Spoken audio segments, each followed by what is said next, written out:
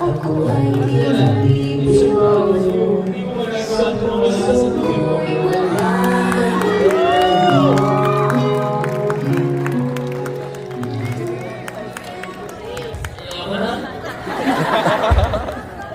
Once again, sumasigaw mo para sa team Werewolf Boy! Once again, everybody, January 14 na in cinemas nationwide. Lahat ng iniyak nito ngayong gabi, i-post nyo na!